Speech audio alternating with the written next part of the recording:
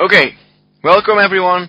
Welcome in the lecture about social engineering. The topic of this lecture will be social engineering. And we'll be covering a wide range of subjects. Okay, first of all I need to go back to the beginning of the 20th century. For this, the beginning of the 20th century was it's called fin de siècle, so it was like the turn of the century, and there was on one hand there was some skepsis about the potentialities of human science. For example, the Industrial Revolution. There was a lot of optimism about the Industrial Revolution because obviously technology brought benefits. But there was also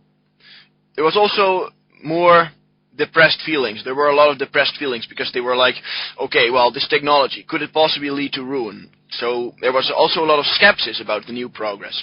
And very typical for this beginning of the 20th century was the so-called Vienna Circle or the Wiener Kreis. And these were a bunch of scientists, and they were located in Austria. They were located in Vienna, and they were all very strict logicians, and they were all very much into science. So most of them were from Jewish backgrounds, and they wanted to create a better world, and they promised us nothing more than a second enlightenment. So they wanted to create a better world and bring progress through science and logic. Logic and science were the most important for them. And they also followed Wittgenstein. Wittgenstein was a very important philosopher back then. And he believed that philosophy was a battle against the bewitchment of our intelligence by means of language. So Wittgenstein said, language, we can do a lot of complicated things with language. And because we can do so many complicated things with it, it has a tendency to bewitch us. For example, metaphysical talk about God or the one being of the universe and being and non-being and sein und Zeit and all of sorts of language tricks that you could pull off by metaphysical talking. So Wittgenstein said, no, that's wrong. He said we have to be strict logicians. So we have to purify language of all such bewitchment. We have to be pure, strict, severe logicians. And if we can be severe logicians, then we can cleanse the language from such metaphysical abuses. And the Wiener Kreis shared this viewpoint of Wittgenstein. So they held that logic could take care of itself. And all we have to do is see how logic works, how logic does it, because logic can take care of itself.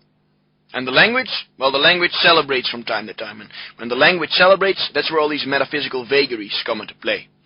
And whereof one cannot speak, thereof one must be silent. So, like I said, this is Vienna Kreis, a bunch of Jewish scientists. They wanted to rid the world of metaphysical talks, blurry metaphysical, philosophical talks that abuse language. So, when we have strict empiricism and rigid logicians, then we could improve the world. And according to them, ethics and political philosophy were neither empirical science, and neither were ethics or political philosophy logic science. So they had to do away with them completely.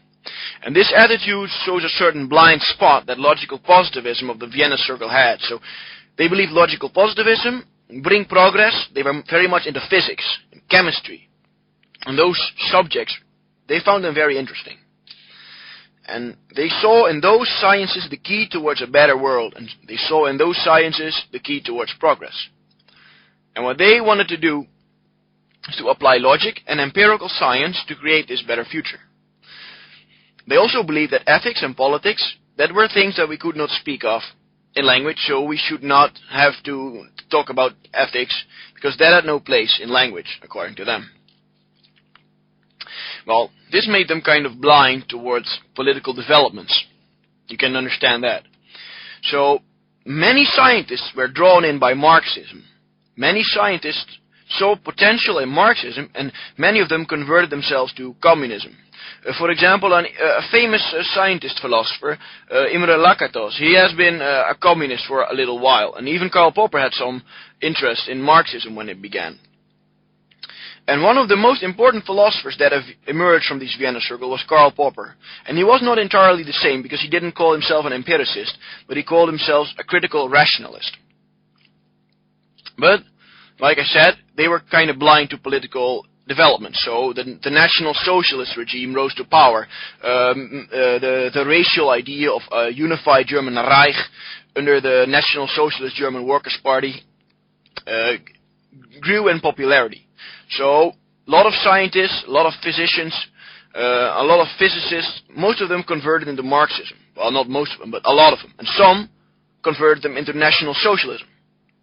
And while these developments were going, the ground became very hard for the Vienna Circle, because most of them were from Jewish backgrounds. So they saw themselves forced to flee, and most of them went to like United Kingdom or America.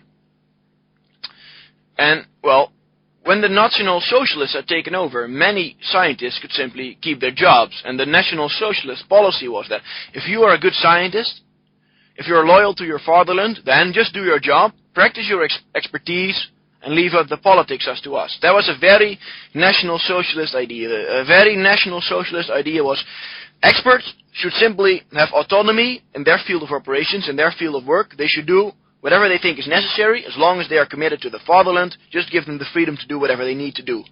And this gave freedom to a lot of those scientists, because they thought, yay, I don't have to do politics, I don't have to do complicated, simple-minded political stuff. I can only focus on my great work, only focus on my great engineering, only focus on my great experiment. So they thought that they were working towards a better world while being politically neutral. Yes, that is important that you keep that in mind.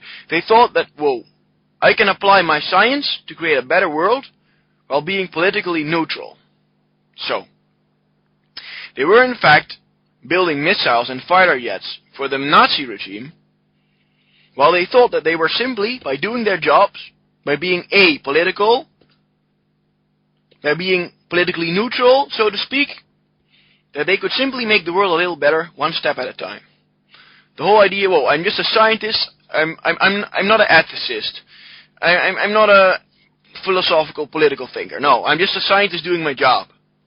That idea, that anti-political idea, that's what you have to keep in mind, because that will be the red thread of this lecture.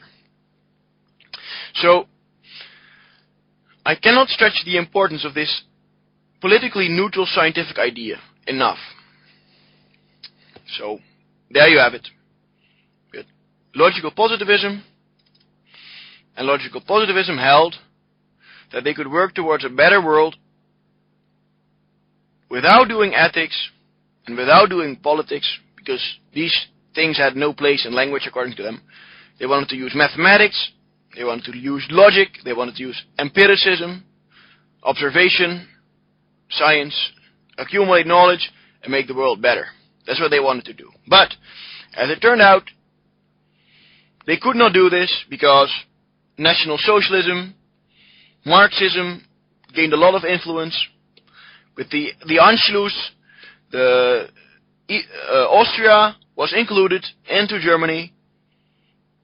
The National Socialists took over the power of the country, and these scientists were forced to flee. So we see in this that this apolitical blind spot they had, by not considering ethics or political philosophy important, that this created a certain blindness, and once they woke up, it was already too late, and the country had already fallen into enemy hands, and they were forced to flee. And some scientists remained, and they just thought, okay, well, I'm not going to do politics, but I'm just going to use my science to make the world a little better. One of the philosophers that emerged from this idea was Karl Popper. He also fled to the United Kingdom because of his Jewish background. And then he developed an interest into political philosophy and into politics. So he went from a philosopher of science, he became and converted himself into, well, he wrote a book about political philosophy. And it's called The Open Society and Its Enemies. And in this he argued against some philosophers. For example, Marx. Marx was a philosopher in which he attacked in that work. And this had to do with his previous experiences, that a lot of scientists and a lot of scholars devoted themselves to the Marxist way of thinking, the communist way of thinking back at the time. And he was worried by this, and he was thinking, how can it be that so many people commit themselves to such atrocious philosophies? That's what kept him thinking. Okay, so Karl Popper, he started to develop an interest into political philosophy. And this is where he developed this idea of step-by-step, trial and error, piecemeal, social improvement, or social engineering. Yes, so he started to develop an idea of step-by-step social engineering, or step-by-step piecemeal engineering. And this, he had the opposite, was utopian social engineering. So I'm going to explain these differences. So first, there was piecemeal, step-by-step social engineering. There was utopian social engineering. These two were very different. This is his idea, the idea of Karl Popper. He developed those ideas when he started to commit himself to political philosophy during the Second World War.